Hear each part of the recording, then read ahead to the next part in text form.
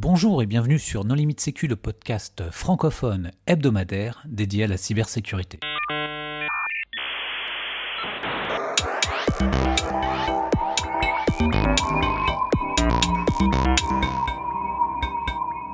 Alors aujourd'hui, nous allons parler d'un livre qui s'intitule « J'apprends à hacker à partir de 9 ans, 30 défis pour découvrir la cybersécurité et déjouer le piratage ». Donc nous recevons les deux co-auteurs de ce livre, Sarah Sellos, bonjour Sarah. Bonjour. Et Nicolas Fouville, bonjour Nicolas. Bonjour. Pour discuter avec eux, les contributeurs Non Limite Sécu sont Hervé Schauer. Bonjour. Et Paul Amar. Bonjour tout le monde. Alors Sarah, en premier lieu, est-ce que tu voudrais bien te présenter ? Oui, bien sûr. Donc, je m'appelle Sarah Sellos. Je suis ingénieure militaire à la Direction Générale de l'Armement, la DGA, qui est une direction du ministère des Armées. Je suis spécialisée en informatique, en numérique et en cybersécurité. Et je suis diplômée de l'ENSTA Bretagne, qui est une école d'ingénieurs qui forme à la fois des ingénieurs civils et des ingénieurs militaires. J'ai débuté ma carrière il y a plus de 15 ans comme expert technique des systèmes d'information opérationnels au ministère des Armées. J'ai poursuivi mon expertise dans les télécoms et réseaux. Et puis je me suis spécialisée naturellement en cybersécurité en 2017. Et en 2021, j'ai eu l'opportunité de rejoindre l'ANSSI en tant que coordinatrice sectorielle défense. Puis en 2024, j'ai retrouvé la DGA pour diriger un département dans un centre qui est le Centre d'analyse technique opérationnelle de défense, le CATOD. Merci Sarah. Nicolas ? Alors moi je suis analyste SOC au ministère des Armées. J'ai commencé le hack, comme on peut au sens premier du terme, en 2006. Donc j'avais déjà Monsieur Hervé Schauer, je connais déjà un petit peu du coup, et puis un certain magazine. Et par Hackers Voice aussi, que j'ai pu, grâce à qui j'ai mis bien les pieds dedans. Et c'est assez sur le tard où j'ai travaillé dans la cybersécurité, donc en analyste SOC, pour la DGA aussi. Alors dans un premier temps, je propose qu'on fasse un point de terminologie. Nicolas, quelle est ta définition du verbe hacker ?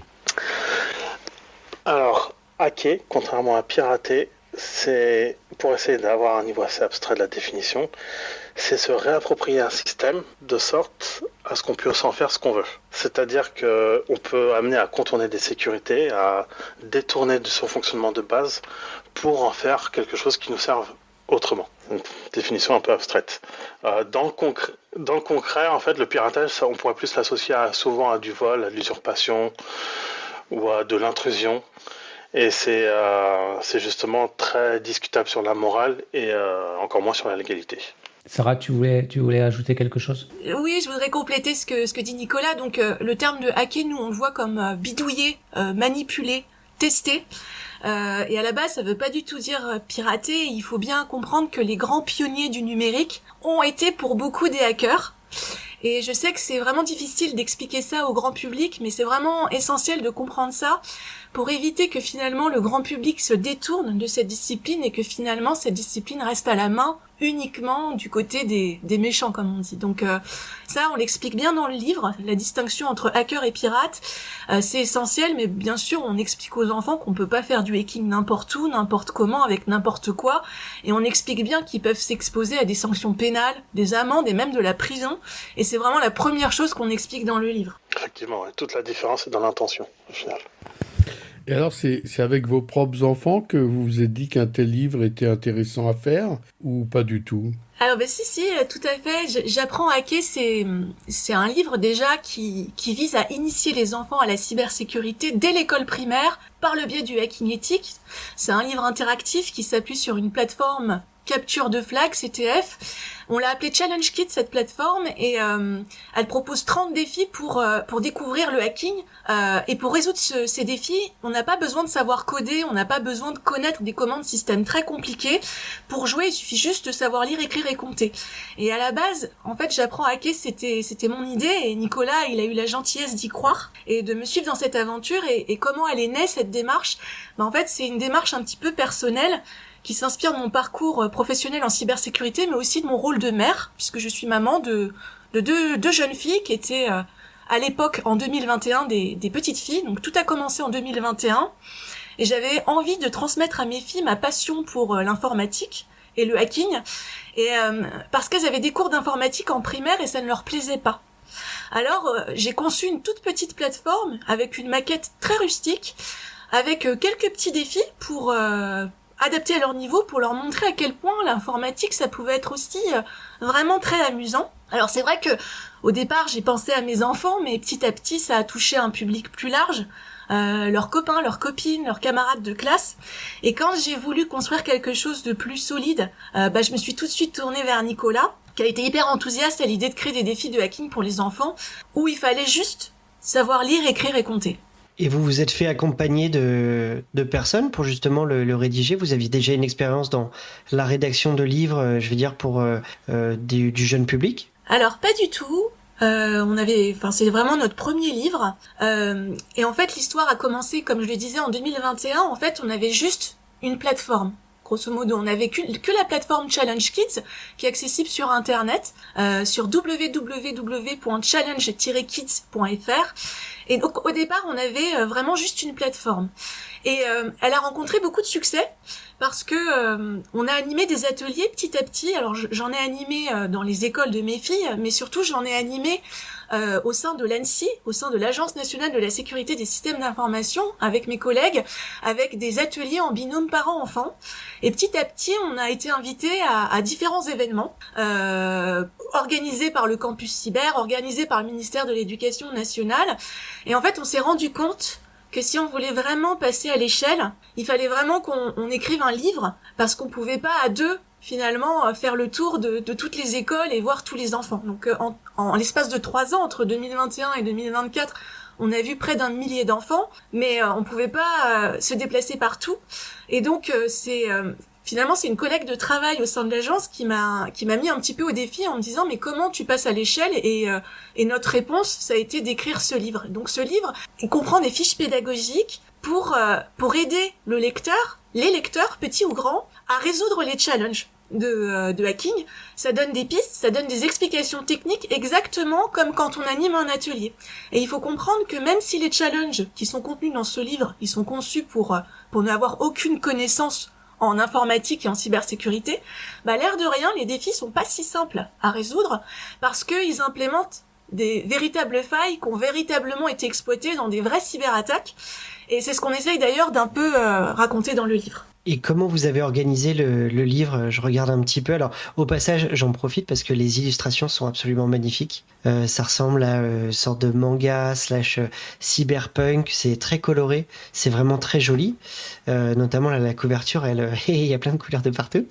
Et comment vous avez organisé le livre, et quelles sont à peu près les thématiques que vous abordez?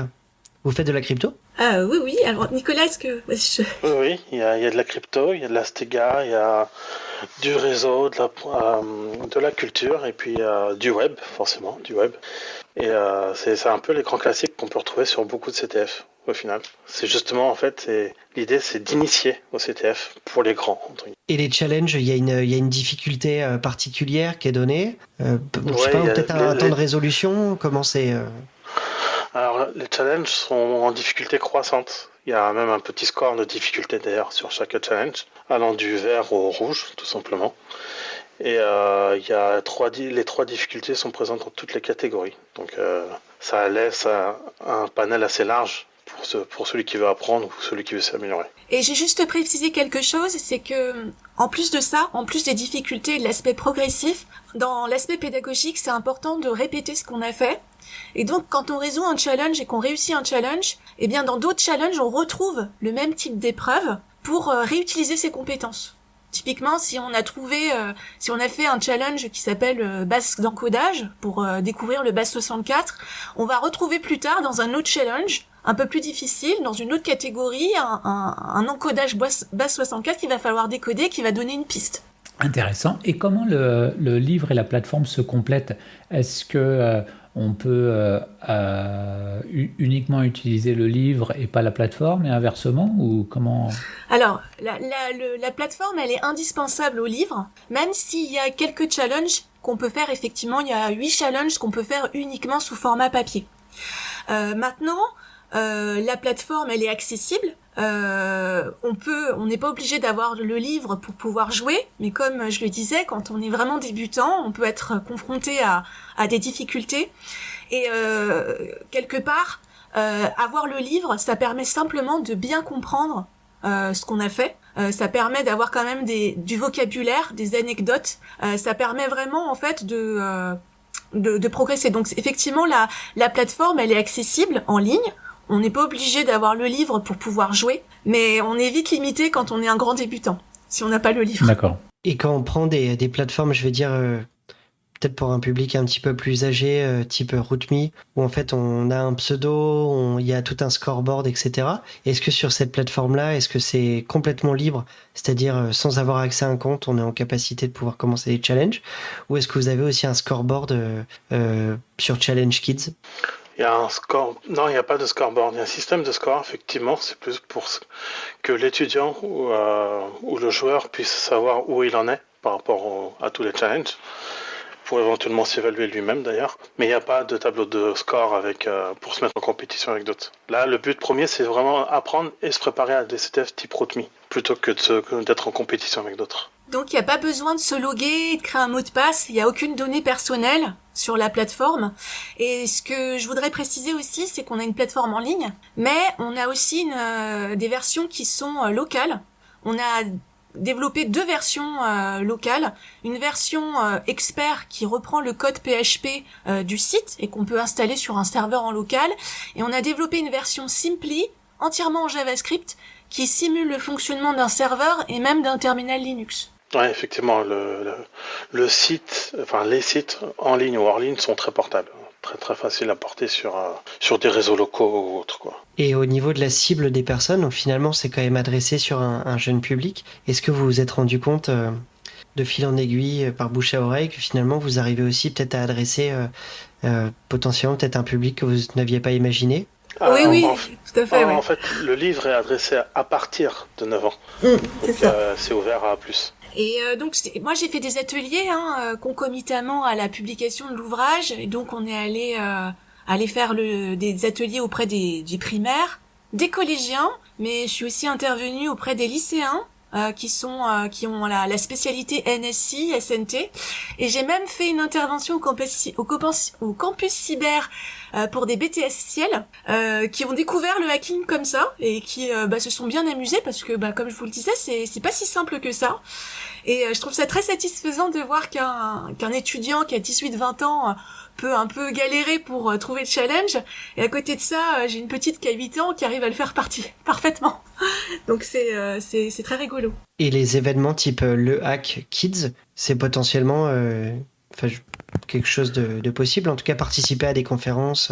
J'ai l'impression qu'en tout cas il y a de plus en plus de conférences techniques en France, que ce soit dans la sécu ou juste tech, qui justement proposent des événements. Je pense notamment aussi à Devox for Kids, qui propose des ateliers pour, on va dire, acculturer, là, bon, pour le coup, vraiment un jeune public à la tech, en fait. Oui, les 2 dernières années de l'EHAC, il y a justement une section pour les kids, avec dans cette section un espace dédié à Challenge Kids, en fait. Oui, et les flyers pour le livre. On est intervenu en 2021. En 2022 pour le Hack Kids, où on a expérimenté notre plateforme à ce moment-là, et les organisateurs du Hack Kids ont réutilisé la plateforme aussi en 2024 cette année-là. Donc on a pu éprouver le concept, son intérêt dans cet événement. Et vous avez déjà envisagé que certains de vos challenges soient intégrés dans PIX, vous savez, la certification que passent tous les élèves pour encore plus les pousser vers la cyber? Alors là, je vais parler de ce que je connais. En fait, j'ai participé à la campagne Demain spécialiste cyber du ministère de l'Éducation nationale. Il y a effectivement un gros mouvement pour intégrer la cybersécurité dans les programmes dès le collège, en fait, la difficulté que rencontre actuellement le ministère, c'est la prise en main par les professeurs. Donc, ils sont en train de développer des contenus pour pouvoir faire ça. Et d'ailleurs, nous, on a été invités plusieurs fois par le ministère de l'Éducation nationale pour faire des présentations de cette plateforme à côté de d'autres partenaires comme RootMe, mais aussi comme le ComCyber qui organise Passe ton hack d'abord. Donc il y a vraiment un mouvement dans lequel on est identifié, clairement référencé, et on est même identifié dans le magistère de l'éducation nationale. Ouais, le problème de l'éducation nationale, c'est que les gamins, finalement, ils ont un niveau qui dépasse celui des enseignants. Alors c'est vrai pour certains, mais dans les petites classes c'est pas le cas. Mais c'est effectivement difficile pour les enseignants de s'approprier une nouvelle matière qui est pleine de mystères. Et donc l'objectif de ce livre, c'est aussi de pouvoir démystifier tout ça, et ça pourrait être totalement un support pédagogique pour des professeurs qui voudraient animer des ateliers. Ah bah oui, c'est fait pour. On a même fait des ateliers avec les professeurs d'ailleurs, plusieurs. Et ça, c'est des choses que vous souhaitez reconduire, justement, parce que je pense que mais le fait de proposer pas trop ça... lourd, ouais. C'est pas trop lourd au niveau bénévolat, tout ce temps? Si, effectivement, c'est très très lourd. En fait, on a une association qui s'appelle Kids Can Hack, qui est une association à but non lucratif. Et effectivement, on ne peut pas participer à tout. On prend beaucoup sur nos jours de congé et sur nos temps un peu perso pour pouvoir participer à ces événements, mais effectivement, on peut pas faire ça plus que 1 ou 2 fois par mois. Et encore, à la fin de l'année 2024, on n'avait plus beaucoup de congés, moi et Nicolas, pour pouvoir participer à ces événements. Mais c'est tout l'intérêt justement d'avoir un livre, c'est que l'idée c'est que d'autres professionnels ou tout simplement des professeurs qui sont assez tech, comme des professeurs de technologie, qui sont débrouillards, qui s'intéressent à l'informatique, puissent se réapproprier ces séances et le faire eux-mêmes.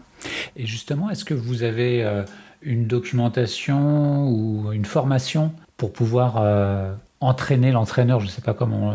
En fait, le livre était conçu comme ça au départ, et finalement, on l'a plutôt orienté sous la forme de s'adresser aux enfants, sous les conseils de notre éditeur.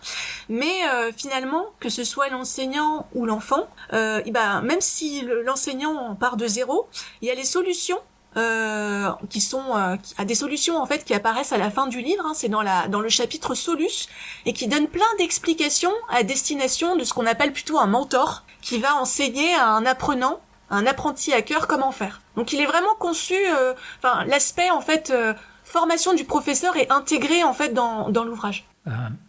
C'est une très bonne initiative, parce que c'est vrai que ça va permettre la démultiplication en fait. C'est exactement ça. Et c'est une démultiplication qui est, je trouve, assez, éthique, dans le sens où c'est un livre, ça coûte pas très cher, c'est accessible, la plateforme est accessible gratuitement, donc c'est une connaissance assez inestimable pour un petit prix, quoi. c'est pas un système d'abonnement, on a vraiment fait ça dans l'esprit du hacking, du partage. C'est vraiment une communauté de partage, le hacking. Et voilà. Et sans donner la réponse au challenge, est-ce qu'il y en a un que vous avez vraiment préféré, soit à construire, à écrire? Quel est votre challenge préféré? Sans donner la réponse, évidemment. Celui que personne ne trouve au premier plan.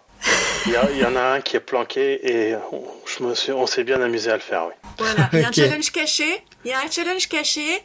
Et pour le trouver, il faut vraiment aller à la fin du livre. Et voilà, on va pas en dire plus parce que mais c'est un challenge qui quelque part démontre que en fait on peut continuer l'aventure sur maintenant des plateformes un peu plus élaborées comme RootMe, parce que le challenge ressemble beaucoup à ce qu'on peut trouver sur ce type de plateforme. Et c'est ce challenge là qui est finalement le plus amusant. Le challenge caché.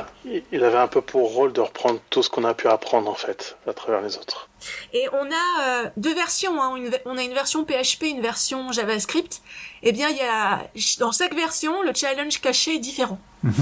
Et est-ce que vous avez pensé à un format un petit peu jeu de piste pour, on va dire vraiment d'étape en étape, on va dire à évoluer, ou vraiment là vous étiez vraiment resté focalisé sur des petits challenges unitaires ou pas? Par rapport à un challenge plus global où en fait oui. Non, exact. En fait on a conçu ces challenges pour pouvoir déjà plusieurs objectifs. C'est quoi l'objectif? C'est déjà mieux les sensibiliser, donc les mettre en situation de danger. Donc il y a des challenges par exemple sur les cookies, sur le phishing. Ensuite on a voulu faire des challenges pour qu'ils comprennent comment fonctionne le cyberespace, pour leur donner des bases. Et après on a aussi conçu des challenges pour que vraiment ça fasse un défi intellectuel intéressant, parce que le hacking c'est vraiment un défi intellectuel. Donc si on veut faire tout ça, le faire que sur une thématique, c'est pas simple, sachant que en plus il faut construire quelque chose où les enfants doivent juste savoir lire, écrire et compter. Et pour que notre démarche elle soit aussi crédible, on voulait faire en sorte que les challenges qu'ils réalisent, ils arrivent à le retrouver quelque part, peut-être en plus difficile, sur d'autres types de CTF, comme par exemple les challenges qui sont proposés sur RootMe ou les challenges qui sont proposés dans le France Cyber Security Challenge, qui est le challenge le CTF organisé par l'ANSSI. Donc on est effectivement sur des sujets un petit peu autonomes, mais il y a quand même une progression par catégorie. Et est-ce qu'il y a des challenges où vous dites finalement, après la parution du livre, mince, ça aurait vraiment été dommage qu'on... Enfin, en tout cas, c'est dommage, on aurait pu rajouter celui-là. Franchement, j'avais une idée absolument folle. Vous en avez un petit peu? Peut-être pour un deuxième opus, qui sait? Oui, il y en a plusieurs. Vas-y, Nicolas, c'est... Mais non, mais là, vous ferez un volume 2. En fait, pour tout vous dire, j'avais l'idée, alors je sais pas, je crois qu'on n'avait pas le droit malheureusement, c'était de reprendre des extraits de films ou de séries où il y a des séances de hack et de refaire des challenges en se basant sur ces extraits. Ah, c'est dur d'avoir les droits. C'est ça, c'est les droits de propriété. Ouais, c'est ça. Parce que dans Mr. Robot, il y a plein d'extraits, dans The Social Network, il y en a plein, dans Matrix, etc., quoi. Et je pense que ça aurait pu être super sympa de voir justement, il y a cette séquence, voilà ce qu'on peut faire en vrai, et voilà l'impact dans la vie. Puisque c'est un peu la marque de fabrique du site, quoi. En fait, c'est évident que il y a des choses, qu'il faut explorer d'autres thématiques qui sont hyper intéressantes. Mais à un moment, en fait, quand on a un projet littéraire, il faut bien avoir un périmètre, sinon, en fait, on sort jamais le livre. Donc, avec notre éditeur, on s'est accordé sur un chiffre rond, 30 défis. Et donc, effectivement, avec Nicolas, au départ, il était comme il est hyper créatif, il avait plein de challenges, mais après, il fallait rédiger l'ouvrage. Et en fait, on n'avait pas le temps. Entre le moment où on a signé notre contrat d'édition en mars 2024 et au moment où il fallait le rendre en juin 2024, il fallait qu'on soit raisonnable et donc c'est pour ça qu'on aborde. Mais effectivement, on aurait pu faire des épreuves en reverse. Ça, vraiment, c'est un regret. Faire comment apprendre le reverse, mais dès le départ. Je pense qu'il y a un besoin parce que le reverse, c'est difficile. Sur des vulnérabilités système et sur des vulnérabilités applicatives, en se basant typiquement sur le programme de niveau primaire avec du Scratch, par exemple. Je pense qu'on aurait pu faire plein de choses. Mais voilà, on s'est un petit peu borné sur une première édition et c'était déjà un travail énorme. Ce sera pour des opus suivants et je reviens un petit peu là tout à l'heure, Sarah, tu disais finalement cette idée elle est aussi venue parce que l'une de tes filles en fait était pas vraiment inspirée avec les cours d'informatique. Est-ce que déjà premièrement, est-ce que ça lui a redonné foi un petit peu dans l'informatique, et de deux, est-ce que tu vois ça comme un vecteur on va dire intriguant qui permet de démystifier et qui peut potentiellement peut-être amener plus de fans, de femmes, de jeunes filles dans des métiers de la tech de manière générale. Enfin, quand on voit le taux de féminisation des écoles d'ingé, c'est difficile. Voilà, alors c'est encore trop tôt évidemment, mais est-ce que vous avez aussi ça un petit peu en musique de fond? Non, mais j'ai des anecdotes qui sont intéressantes. Donc par rapport à mes filles, oui, effectivement, ça leur a donné la foi vis-à-vis de l'informatique. Effectivement, les cours un peu théoriques, c'était ennuyeux, mais mes deux filles, elles ont fait tous les challenges de la plateforme. Et la plus grande, qui a maintenant 13 ans, elle est sur RootMe. Donc voilà. J'ai initié aussi mes deux nièces, dont une qui est tellement mordue qu'elle veut devenir plus tard expert en cybersécurité. Elle a 12 ans. Et parmi toutes les petites filles que j'ai pu croiser dans les écoles, surtout dans les écoles primaires, c'est plus difficile d'attraper les filles quand elles sont au lycée parce qu'elles ont déjà en fait dans leur tête ce qu'elles ont envie de faire plus tard. Mais vraiment en école primaire, j'ai été très marquée par une petite fille qui était hyper vive. Elle était très vive. Elle avait vraiment beaucoup de facilité pour faire les challenges, alors que dans la majorité, la classe avait un petit peu plus de mal. Mais elle arrivait à faire tout vite, avant tout le monde. Et à la fin, elle est venue me voir et elle m'a dit, moi, je voulais faire dentiste, mais je me verrais bien dans l'informatique. Donc, effectivement, on verra plus tard si ça se produit. Mais je pense que c'est un moyen de briser les stéréotypes au plus tôt, de montrer que c'est accessible à tous, parce que typiquement on a appris des choses quand même complexes dans ce livre. Quand on a fait les 30 défis, on a vraiment un sacré niveau, et je pense qu'un niveau peut-être parfois supérieur à certains spécialistes de cybersécurité qui font pas de la technique. Et on apprend quand même beaucoup de vocabulaire, c'est difficile, et pourtant on y arrive en sachant juste lire, écrire et compter. Et donc c'est très important de briser ce stéréotype au plus tôt, comme ça les jeunes filles, quand elles arriveront en informatique, elles se mettront pas de barrière, elles auront le sentiment de s'être bien amusées d'ailleurs, et d'avoir réussi à faire des choses difficiles. Après, bien sûr, il faut le voir dans le temps. Et un truc qui est pas des moindres aussi, c'est que sur le site, il y a un cyberchef. Ce qui fait que pour résoudre les challenges, Cyberchef peut être utilisé. Et il y a des explications d'ailleurs dans le livre et sur le site même. Et Cyberchef, pour les auditeurs, tu peux expliquer juste rapidement à quoi ça sert? Oui, pardon. Alors, Cyberchef, c'est un pack d'outils entièrement utilisable en web qui a été développé par le GCHQ. C'est un État, en fait, c'est un service britannique dans la sécurité de l'État, donc, qui a développé cet outil qui permet de chiffrer, déchiffrer, de coder, décoder, de retrouver des fichiers dans des trames réseau par exemple. Enfin bref, on peut faire énormément de choses. Et en fait, cet outil permet de résoudre pas mal de challenges donc, sur le site Challenge Kids. Et je trouve que c'est très très bien d'apprendre ça assez tôt, parce que nous, en analyste SOC, on utilise cet outil depuis pas si longtemps, en fait, qui est pourtant très très complet. Ok, est-ce que vous souhaiteriez apporter le mot de la fin? Ou est-ce qu'il y a des choses peut-être en préambule? Est-ce qu'il y a des choses que vous souhaiteriez aborder dont on n'a pas parlé avant le mot de la fin? Si, moi je pourrais peut-être rajouter un petit mot, pas directement en rapport avec le livre, mais plus en rapport avec le hack de manière générale. Comme j'en disais, on en parlait à une interview précédente. En fait, ce qui me paraît important dans J'apprends à hacker, dans le fait d'apprendre le hack, c'est aussi prendre conscience que les écrans sont des écrans. Ce qu'il y a sur un écran, c'est pas la vie, c'est pas la télé, c'est pas toujours la vérité. Et apprendre que c'est un outil avant tout, je pense que c'est vraiment très important. Voilà. Je tenais à dire ce petit message. C'est un excellent mot de la fin. Alors, oui, mais peut-être que vous souhaiteriez ajouter d'autres choses en complément. Moi, je vais dire un petit mot de la fin. Donc, si les auditeurs ont vraiment envie de découvrir cet univers de hacking, n'hésitez pas d'aller sur la plateforme Challenge Kids. Et si vous êtes bloqué, achetez le livre J'apprends à hacker, parce que vous allez réussir très facilement à les résoudre. Voilà. En tout cas, vous m'avez donné envie d'acheter ce livre. Donc, je rappelle, je renvoie à la plateforme qui s'appelle challenge au pluriel kids.fr, et donc votre livre J'apprends à hacker à partir de 9 ans aux éditions Duno. Voilà, Sarah, Nicolas, merci beaucoup d'avoir accepté notre invitation. Merci à vous. Merci à vous. Merci aux contributeurs. Chers auditeurs, nous espérons que cet épisode vous aura intéressé, et nous vous donnons rendez-vous la semaine prochaine pour un nouveau podcast. Au revoir. Au revoir. Au revoir.